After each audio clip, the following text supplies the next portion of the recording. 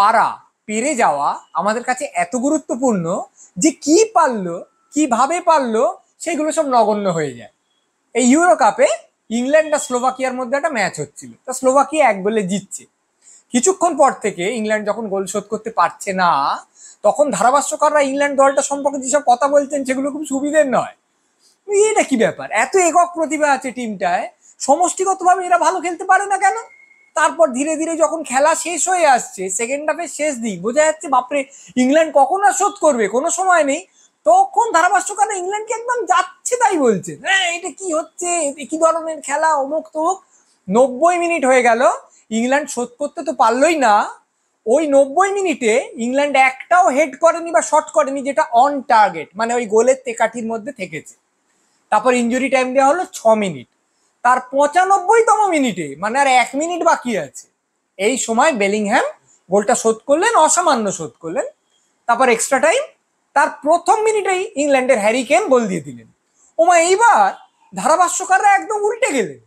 তারা বলতে লাগলেন হ্যারি কেন কি অসামান্য স্ট্রাইকার, ইংল্যান্ড কি তুলনাহীন দল, ইংল্যান্ডকে বেশিক্ষণ দমিয়ে রাখা সম্ভব নয়। আরে এই হ্যারি কেন তো এতক্ষণ ধরে এই যে 90 মিনিটে একটাও শট গোলে রাখতে পারেননি, কিন্তু সেই সব ভেসে গেল। এবং তারপর ইংল্যান্ড যখন জিতলো, তখন ওই খেলা শেষ হওয়ার পর বিশেষজ্ঞরা বিশ্লেষণ করেন। তা একজন বিশেষজ্ঞ, তিনি আগে ইংল্যান্ডে খেলতেন, তা সঞ্চালক জিজ্ঞেস করছেন আপনার নিশ্চয়ই খুব টেনশন হচ্ছিল, ইংল্যান্ড হেরে যাবে মনে হচ্ছিল। তিনি বলেন না না, আমি জানতাম ইংল্যান্ড যেভাবে খেলছে ঠিক গোল শোধ দেবে। কখন দেবে? 96 মিনিটের খেলায় 95 মিনিট অব্দি তারা গোল শোধ দেয়নি, উনি জানতেন যে দেবে। হ্যাঁ আমি জানতাম। ওই যে পেরে গেছে ইংল্যান্ড, এবার গোটা খেলার ব্যাখ্যাটাই বদলে যাচ্ছে। যে খেলাগুলো সম্পর্কে, যাদের খেলাগুলো সম্পর্কে বলা হচ্ছিল এটাও কিছু হচ্ছে না, তাদের সম্পর্কে এখন বলা হচ্ছে বাপ রে বাপ, এদের কোনো তুলনা নেই। এই বাইডেন আর ট্রাম্পের ডিবেট হলো, সেখানে সত্যি বাইডেন এমন করে কথাবার্তা বলেছেন, সকলে মনে হচ্ছে এই লোকটা বুড়ো হয়ে গেছে, এই দেখো এর অর্ধেক কথা মনে পড়ে না, আর কি কথা বলে, এটার সঙ্গে ওটার সংলগ্নতা নেই, খুব একটা গোছ নেই, ঠিক করে মাথাটা কাজ করছে না, মাথা আর মুখের মধ্যে ঠিকঠাক যোগাযোগ নেই। তারপরে গোটা আমেরিকা জুড়ে এমন একটা স্রোত বইতে থাকলো যে ট্রাম্প যেন জিতেই গেছেন, যেন তো ট্রাম্প ভোটে জিতবেন এটা শুধু বোঝার অপেক্ষা, ও বাইডেনকে ভোট দেওয়ার কোনো মানে হয় না, ট্রাম্পকেই ভোট দেওয়া হবে। কেন? তার কারণ বাইডেন তো পারেন না। কিন্তু ট্রাম্প কে? ট্রাম্প একবার প্রেসিডেন্ট ছিলেন।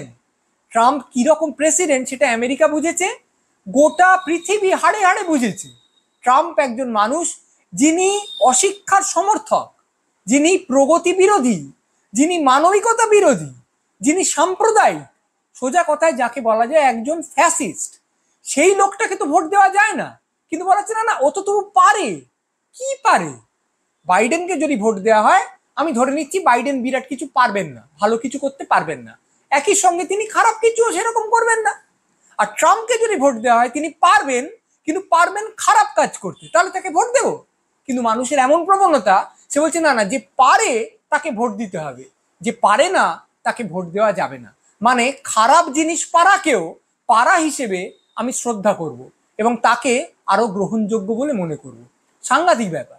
সেই হিন্দি সিনেমায় হয় না যে ভিলেনের যে চেলা চামুন্ডা, একটা খুন করেছে, দুটো খুন করেছে, ওই লোকগুলো মরে গেলে আমাদের কোনো দুঃখ হয় না, কিন্তু মূল ভিলেন যে হয়তো 200টা খুন করেছে, সে মরে গেলে আমাদের মনে হয় বাবা মহৎ কিছুর পতন ঘটলো, কারণ সে পারে।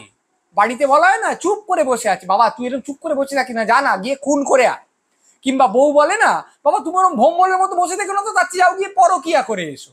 মানে একটা কিছু পারা না পারার চেয়ে অনেক অনেক ভালো সেই পারাটা যাচ্ছে তাই জিনিস পারা হোক, জঘন্য জিনিস পারা হোক, এমনকি সেই পারাটা আমার বিরুদ্ধে যাক, তবু পারা ভালো না পারার চেয়ে।